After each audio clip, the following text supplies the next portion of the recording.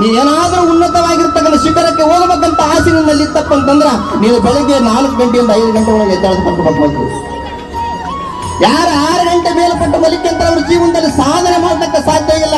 6 ಗಂಟೆ ಮೇಲ್ಪಟ್ಟು ಯಾರ ಮನೆಗೆ ಹಾಸಿಗೆ ಮಾಡಿಸ್ತಾರ, ಯಾರ ಮನೆಗೆ ಎದ್ದೇಳ್ತಾರ, ಅವ್ರಿಗೆಲ್ಲರಿಗೂ ಕೂಡ ಬಡತನ ದರಿದ್ರತನ ಬರ್ತಾನೋ ಅಂತ ಬರೆದಿಡಬೇಕು. ನೀವು ಮೊದಲನೇ ಸ್ಟೆಪ್ ಏನಪ್ಪಾ ಅಂತ ಕೇಳಿದ್ರೆ 5 ಗಂಟೆಗೆ 4 ಗಂಟೆಗೆ ಎದ್ದು ಸುಮ್ಮನೆ ಎದ್ದು ಕೂತು ಬಿಡ್ರಿ. ನೀವು 1 ದಿನ ಕೂಡ್ತಾರೆ, 2 ದಿನ ಕೂಡ್ತಾರೆ, 3 ದಿನಕ್ಕೆ ಏನೋ ಮಾಡಬೇಕಂತ ಮನಸ್ಸು ಅನಿಸ್ತದ.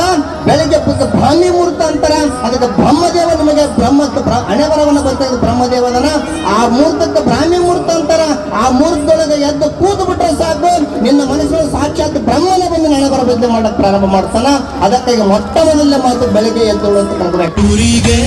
ಇವನು ಚಿನ್ನದ ಕಳಶ, ಕೃಷ್ಣನ ಕರ್ಣನ ಹೋಲುವ ಮನುಷ್ಯ, ಸೇನೆಯ ನಿಲ್ಲಿಸೋ ಧೈರ್ಯ.